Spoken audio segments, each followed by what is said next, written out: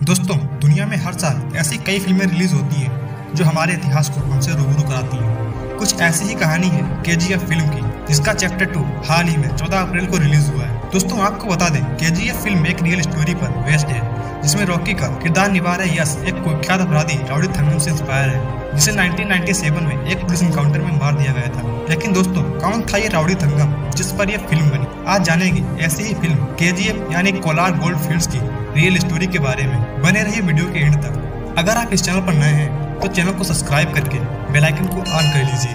दोस्तों, राउडी थंगम की स्टोरी जानने से पहले हमें जानना होगा केजीएफ के बारे में। अगर दोस्तों आपने भारत के इतिहास को सुना है तो आपने ये जरूर सुना होगा कि एक समय में भारत को सोने की चिड़िया कहा जाता था। लेकिन ये सोना आता कहाँ से था? कर्नाटक के बेंगलुरु से 95 किलोमीटर दूर पर एक बहुत बड़ी खदान है जिसका नाम है कोलार गोल्डफील्ड। शॉर्ट में कहें तो केजीएफ। साल 2018 से पहले इस जगह को कोई जानता तक नहीं था। 2018 में आई फिल्म केजीएफ की वजह से कोलार गोल्डफील्ड को एक नई पहचान मिली। कहा जाता है यहाँ सोने की खोज किंगडम ऑफ मैसूर के समय में ही हो गई थी, लेकिन टेक्नोलॉजी की कमी की वजह से तब माइनिंग का काम बड़े स्तर पर नहीं हो पाया।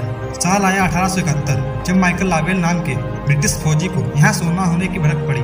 फिर माइकल ने यहाँ कुछ सालों तक खुदाई की और सर्वे करवाया, जिसमें माइकल को बहुत सारा सोना मिलना चालू हो गया। सन 1875 में माइकल ने सोना निकालने के लिए सरकार से परमिशन भी बनवा लिया, क्योंकि केजीएफ एक बहुत बड़ा माइनिंग एरिया था। लेकिन माइकल के पास इतने पैसे नहीं थे कि वह अपने अकेले के दम पर माइनिंग का काम कर पाए। फिर इसने माइनिंग के काम के लिए इन्वेस्टर्स खोजना चालू कर दिया, जिसका contract John Taylor and Sons नाम के ब्रिटिश कंपनी को मिला। फिर उसके बाद 1880 में कंपनी ने माइनिंग रीजन को अपने कब्जे में कर लिया।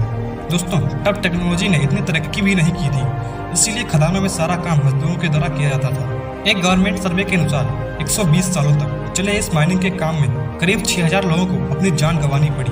तब भी John Taylor and Sons company अपने काम से संतुष्ट नहीं थी। फिर साल 1890 में कंपनी ने सबसे एडवांस मशीनें लगवाई। ये मशीनें इतनी ज्यादा एडवांस थी कि 100 सालों तक इन्हीं मशीनों से माइनिंग की गई। हालांकि दोस्तों, मशीनें लगवाने के बाद इनको बिजली की जरूरत पड़ी।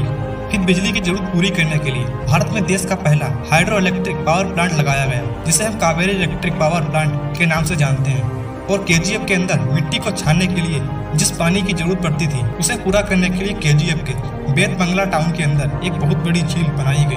1902 तक केजीएफ भारत का 95% से भी ज्यादा सोना अकेले ही प्रोड्यूस करने लगा था। 1880 में जॉन टेलर द्वारा शुरू किया गया यह काम 76 सालों तक ऐसे ही चलता रहा। देश आजाद होने के बाद भी 9 सालों तक केजीएफ ब्रिटिश लोगों के अंडर में था।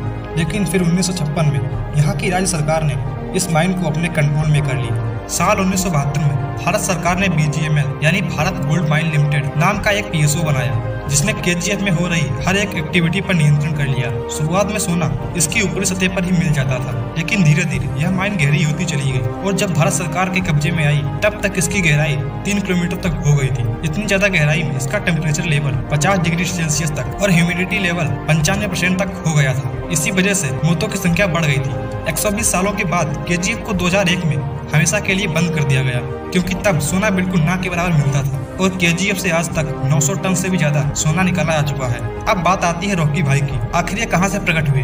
केजीएफ में रॉकी का किरदार राउडी थंगम से इंस्पायर्ड है। मीडिया रिपोर्ट्स के अनुसार थंगम उस समय के वीरप्पन के बाद दूसरा सबसे खूंखार आदमी माना जाता था।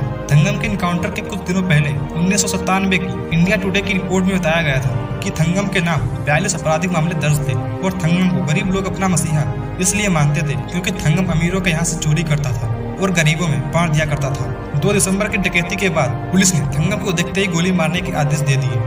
तो दोस्तों, यही कहानी है फिल्म में दिखाए गए रॉकी भाई की। वीडियो अच्छी लगी हो तो वीडियो को लाइक, शेयर और सब्सक्राइब करके बेल आइकन को ऑन कर लें। मिलते हैं नेक्स्ट वीडियो में, तब तक के लिए टाटा बाय बाय।